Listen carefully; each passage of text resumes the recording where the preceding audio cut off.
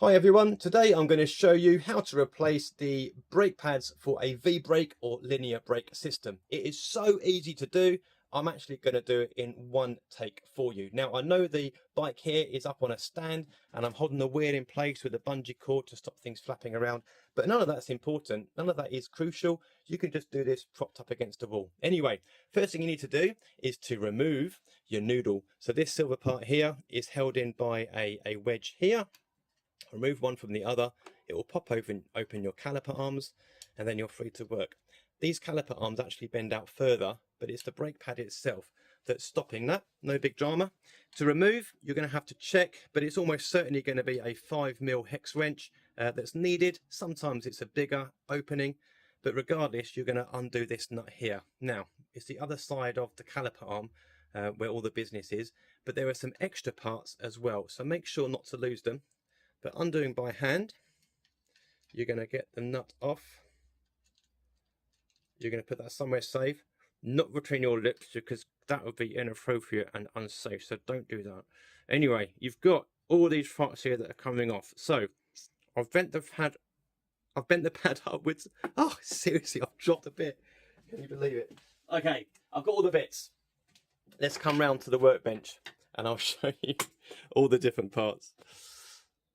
Okie dokie. Right, let's get ourselves in focus. Excellent.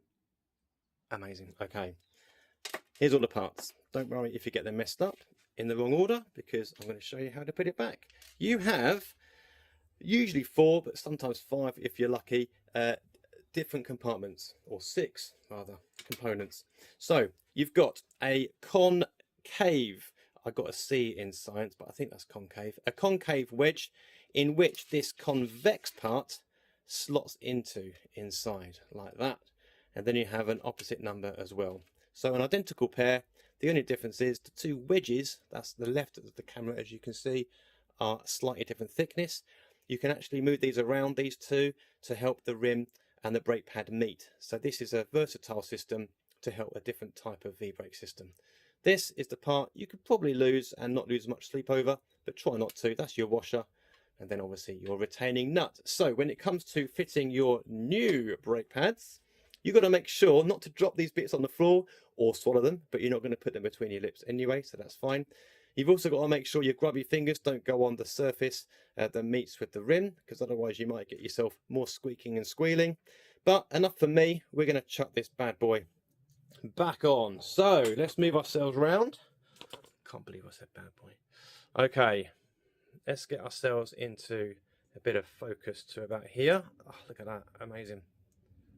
Okay, here's how it works. We're going to take off this nut. We're going to take off this washer. And then we're going to take off the wedge and the first of the 2 silver pieces.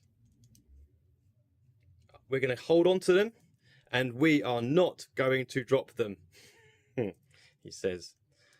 Okay, so nearly drop that. Okay.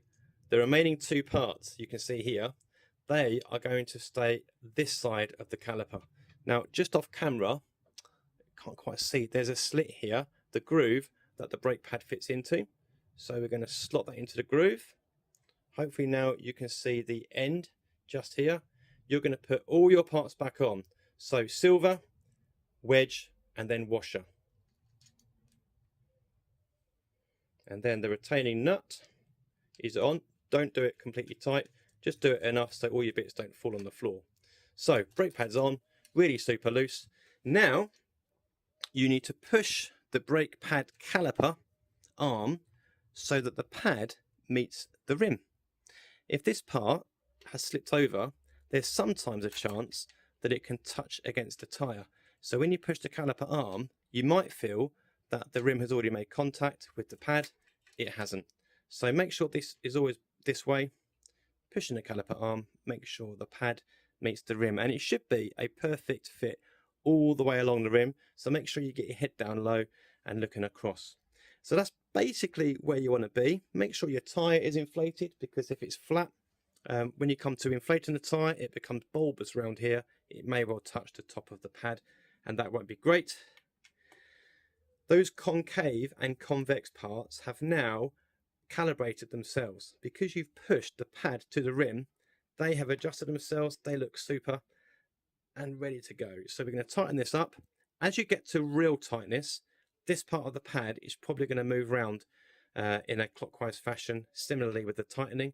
So once you know you're in business and this isn't going to go anywhere, you can remove your tension, stick your finger just under the pad here and just stop it turning as you tighten this nut. One last check, make sure it doesn't touch the tyre and make sure it meets the rim. Oh my gosh, job's a good one. So now you can flip this round and you can put your noodle back into this part. But if you remember at the beginning of the vid, I said it might be that new pads, if they're much thicker than the ones you've removed, which chances are they probably will be if you're replacing worn pads, then it might be there's not enough gap anymore. So you're going to have to remove tension on the cable here. Please don't be scared, it's not a big issue. I know we have barrel adjusters up where the handlebars are, where the brake lever is. I've got a video that talks you through that, but I don't think you need to do that.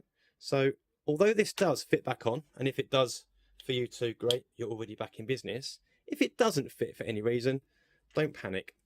Just get hold of the right size hex wrench. If you're lucky, it'll be the same size as the one for the brake pads, which mine is. And then what we're going to do is you're just going to remove a bit of tension. It's not going to fly off, but just, you see me just putting a little bit there, just putting the cable through. I'm exaggerating it. It wouldn't need to be that much, but now you have a looser cable to fit. And then once you've got the pads on, then you can adjust your tightness. Now you could twist your barrel adjuster so things fit properly, but I like not to do that because as your cable wears, stretches rather, you're going to want to use that barrel adjuster then. So what I do is I remove tension again, I pull things tight.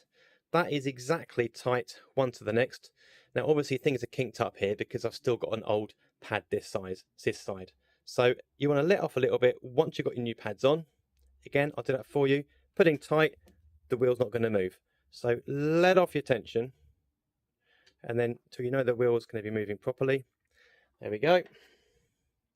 And then we can tighten up. And I think we are in business. Now, let me just remove the bungee cable. And assuming your wheel isn't buckled, if it is, you can look at my other video. Easy job as well to sort that. We should be in business. And there we go. We are. There's a buckle. Actually, it's not even a buckle. It's the caliper arm. It's not moving. You can see this one's moving loads and that one isn't. Hold on to the tension here. You can see that one is now moving. So we've got an issue here. I think I know exactly what that is. And again, in my other videos, you can see how to adjust caliper arms. We're just going to give that a bit of a tweak just down here. This is off camera, but we're going to adjust the caliper arm just slightly. And then we're going to remove the tension from this very rusty screw head here. Oh my gosh. Okay, let's see how we go. That's better. There we go. Job's a good one. We are there in one take. Thanks very much for watching, guys. I hope that all makes sense. And actually being a live video with hopefully not too much waffling, it just shows the pitfalls you might face again. So, in conclusion, it's literally a case of just getting the old pads off, making sure the wedges, the concave, the convex washers, and all the other bits stay in the right order. Bung them on, do it up, fit it to the rim, and make sure there's enough room for the calipers to open and close. If not, remove some cable tension, do it all back up, and job's a good one. Thanks very much for watching, and I'll see you next time.